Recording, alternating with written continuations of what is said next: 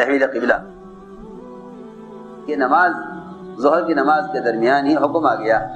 انصار کے محلے میں تھے آپ, ظہر کی نماز کے درمیان حکم آ گیا کہ آپ رخ پھیر لیجئے بیت المقدس سے بیت اللہ کی طرف.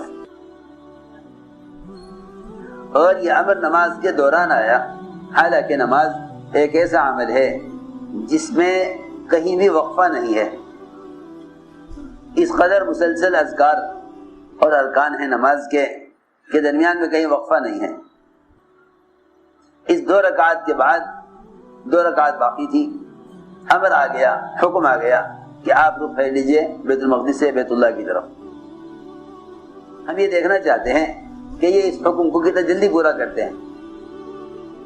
یوں نہیں کہ 2 نمازوں کے درمیان حکم آیا ہو, بلکہ ایک ہی نماز کے دوران حکم آیا.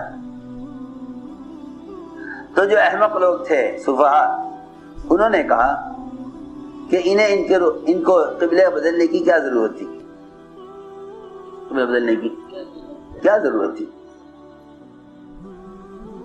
قبلہ بدلنے کی کیا ضرورت تھی. اللہ نے فرمایا ہم نے قبلہ اس لیے بدلا ہے تاکہ ہم یہ جان لیں کہ کون اشکال کرتا ہے اور کون اتباع کرتا ہے. سیدھی بات, کون اشکال کرے, کون اتباع کرے. الا لنعلم من يتبع الرسول ومن ينقلب على عقبيه. کون اتباع کرتا ہے. حضور اکرم صلی اللہ علیہ وسلم اپنے صحابہ کے اتباع کا امتحان لینے کے لیے بعد مرتبہ ایسا امر دیتے, ایسا حکم دیتے.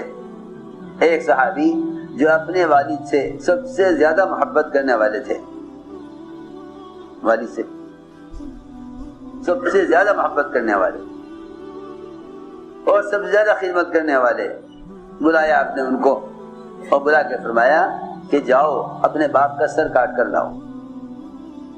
کوئی وجہ, کوئی سبب, کوئی جرم نہ بتلایا, بس یہ حکم دیا جاؤ اپنے باپ کا سر کاٹ کر لاؤ. یہ صحابی فوراً دوڑے, یہ صحابی فوراً دوڑے. فرمایا کہاں جا رہے ہیں؟ عرض کیا آپ کا حکم ہے, میں یہ نہیں پوچھوں گا کہ یہ حکم کیوں ہے, میں یہ نہیں پوچھوں گا کہ یہ حکم کیوں ہے. دیکھو تو صحیح, محبوب باپ کو قتل کرنے کا حکم دے رہے, لیکن باپ سے زیادہ محبت محمد صلی اللہ علیہ وسلم سے ہے. اس لیے یہ پوچھنا ممکن نہیں ہے کہ آپ مجھے وجہ بتلا دیجئے, میں آپ کا حکم پورا کر دوں گا. کیونکہ لوگ یہ سمجھتے ہیں کہ وجہ معلوم ہونے سے انشراح ہو جائے گا, وجہ معلوم ہونے سے انشراح ہو جائے گا, حالانکہ ایسا نہیں ہے. وجہ کا معلوم کرنا یہ دلوں کے اندر تردد ہونے کی علامت ہے. اس لیے کہ جن کے دلوں میں شک ہوتا ہے وہ بیچارے شک میں ہی پھنسے رہتے ہیں. وَهُمْ فِي رَيْبِهِمْ يَتَرَدَّدُونَ. تو میں نے عرض کیا کہ آپ نے فرمایا ان صحابی سے کہ کہاں جا رہے ہو؟ عرض کیا آپ کا حکم پورا کرنے جا رہا ہے. آپ نے فرمایا کہ نہیں, ہمیں بتوں کو توڑنے, رشتوں کو جوڑنے کے لیے بھیجا گیا ہے. ہم نے تمہیں حکم اس لیے دیا تھا, ہم دیکھنا چاہتے تھے کہ ہم سے محبت زیادہ ہے یا باپ سے محبت زیادہ ہے, ہم یہ دیکھنا چاہتے تھے. میں نے عرض کیا یہ مثالیں ہیں یہ سمجھانے کے لیے کہ کسی بھی امر میں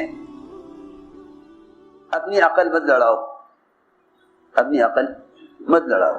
یہ کام کیوں ہے, یہ اس طرح کیوں ہے؟ اس لیے کہ کسی بھی چیز کے اندر علت کا تلاش کرنا یا اس کی افادیت کو سمجھ کر قدم اٹھانا یہ دین کا دستور نہیں, دنیا کا دستور ہے. دنیا تجربوں پر ہوتی ہے اور دین حکم پر ہے.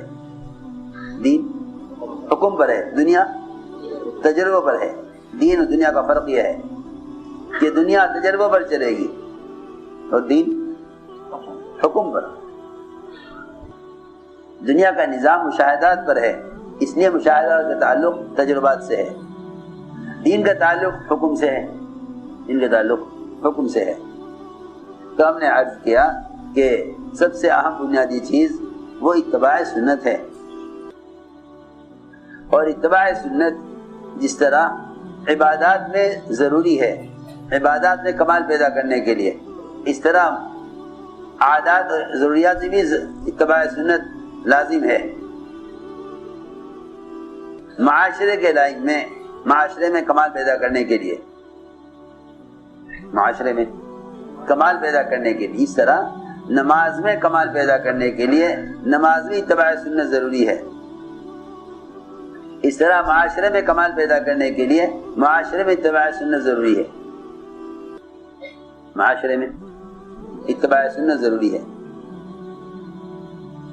صحابہ کرام ضروریات میں بھی اتنا اتباع کرتے تھے کہ عبداللہ ابن عمر رضی اللہ تعالیٰ عنہ نے حضرت عمر کو کھانے کے لیے روک لیا. حضرت عمر کو کھانے کے لیے اپنے یہاں گھر میں دعوت دی. حضرت عمر آئے تھے، عبداللہ عمر نے عرض کیا کھانا کھاتے جائیے. ایک لقمہ کھانے کا لے کر ہاتھ روک لیا. کیا بات ہے منی، کیوں نہیں کھا رہے؟ فرمایا کہ تمہارا کھانا ایسا ہے کہ اگر میں نے یہ کھانا کھایا تو میں اپنے دو ساتھیوں سے مل نہیں سکوں گا. میں اپنے دو ساتھیوں سے مل نہیں سکوں گا. میں چاہتا ہوں اپنے دو ساتھیوں سے جا کر ملنا. میں چاہتا ہوں اپنے دو ساتھیوں سے جا کر ملنا. تم نے ایسا کھانا بنایا ہوا ہے کہ اسے کھا کر میں ان سے نہیں مل سکتا. اور میری کھانے میں کیا بات ہے؟ حضرت عمر نے فرمایا تم نے دو کھانے جمع کیے ہوئے ہیں، دو کھانے جمع کیے ہوئے ہیں. تمہارے کھانے میں کہا عرض کیا ایک ہی تو کھانا ہے؟ فرمایا کہ نہیں، گوشت مستقل کھانا ہے اور گھی مستقل کھانا ہے. تم نے گوشت اور گھی کو جمع کیا ہوا ہے.